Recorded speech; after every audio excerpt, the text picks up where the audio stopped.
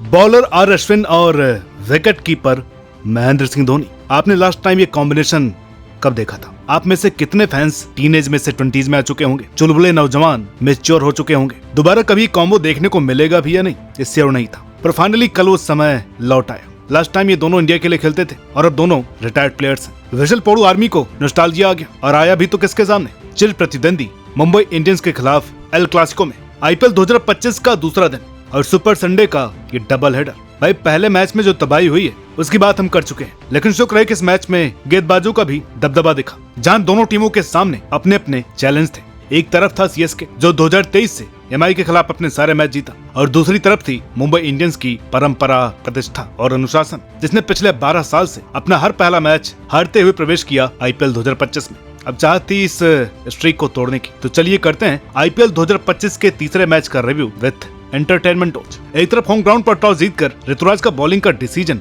इस बुनियाद पर था कि प्रैक्टिस मैच में पिच ने हर बार अलग ही बिहेव किया, तो कुछ समझ में नहीं आया कि क्या करें, इसलिए हम बॉलिंग करेंगे। वहीं सूर्या दादा का 2-3 दिन में ही इस वेन्यू को देख करके पहले ही बैटिंग का मन बन गया था, जो कि बड़ा विचित्र लगा। पहला ओवर एक बार फिर रोहित शर्मा का सामना लेफ्ट आर्म पेसर से हो रहा था। अब कुछ तो होना तय था, वही पिकअप शॉट एक बार फिर एक लेफ्टी पेसर ने इन्हें आउट किया, खाता भी नहीं खोलने दिया, और खलील के ओपनिंग स्पेल ने खलबली मचा दी। 2 ओवर्स में 2 विकेट। फ्रेशन ने फ्रॉम ग्राउंड पर जो कमबैक गेम में पहला ओवर डाला, विल जैक्स के विकेट से उसी में रिजल्ट ला दिया। यहाँ से स्काई और तिलक वर्मा ने ट्राई तो बहुत किया एक पार्टनरशिप करने की, वरना 10 ओवर 82 रन प्लेटफॉर्म तो 175-180 तक आराम से सेट हो चुका था। लेकिन तभी टोपी से खरगोश निकाल कर ऋतुराज ने अटैक पर नूर अहमद को ला दिया। ये बंदा ऐसी मिस्ट्री लाया जिसे झेलना दोनों टीमों के लिए मुश्किल था। जब 11वें ओवर की पहली गेंद नूर ने गुगली स्टाइल में डाली तो लेग स्पिन हो गई, जिसे ना तो तिलक समझ पाए और ना ही धोनी, और इस तरह बाय का चौका पड़ गया। धोनी के लिए बिल्कुल रेयर मिस था, लेकिन ठीक 2 गेंद बाद लाइटनिंग फास्ट स्पीड से धोनी ने स्काई को स्टंप आउट किया, और ऐसा कि स्काई ने वेट भी नहीं किया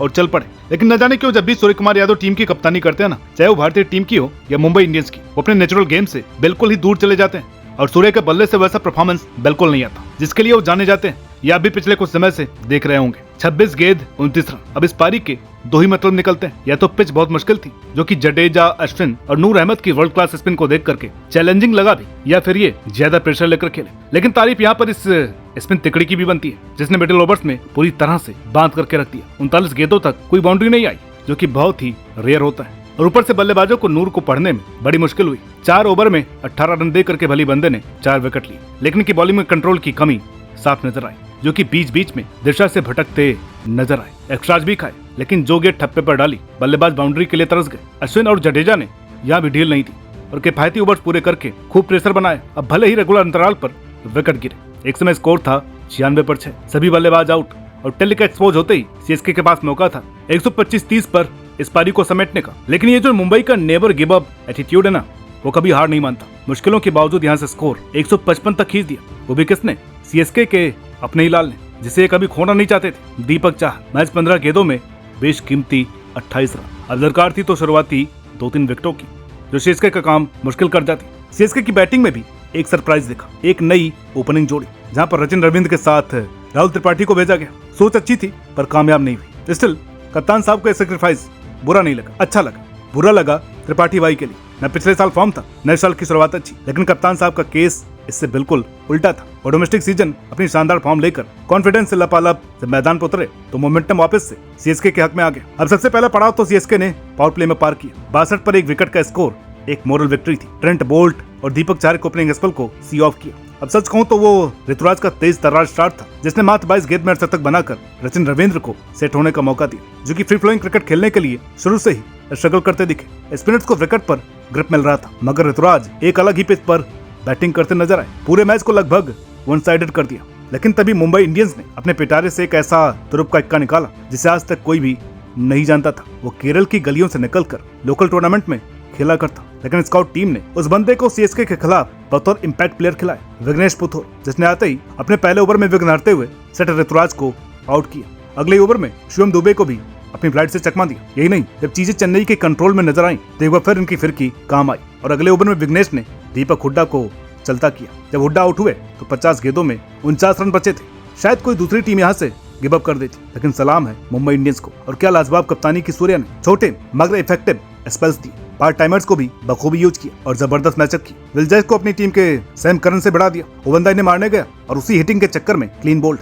अब ऐसे पेंडुलम मुंबई की तरफ जाने लगा। आखिरी 5 ओवर 37 रन जब चीजें उलझी हुई लगी, तभी रचिन रविंद्र ने प्रेशर रिलीज शॉट खेलकर काम आसान कर दिया और यही इस पारी की खासियत थी। चाहे एक तरफ मिनी कोलैप्स हुआ, लेकिन रचिन ने बिल्कुल भी संयम नहीं खोया, बड़े इत्मीनान से पारी को आगे बढ़ाया, क्लासी अंदाज में अपना शतक बनाया। और जब 4 रनों की दरकार थी तो जडेजा का वो रन आउट होना, जिसने सीएसके के फैंस में खुशी की लहर दौड़ा दी, क्योंकि अब क्रीज पर आए महेंद्र सिंह धोनी। माना कि हर बार की तरह धोनी ने 6 मार करके मैच भले खत्म किया हो, लेकिन उनको 2 बॉल खेलते देखकर फैंस का दिल खुशी से झूम उठा।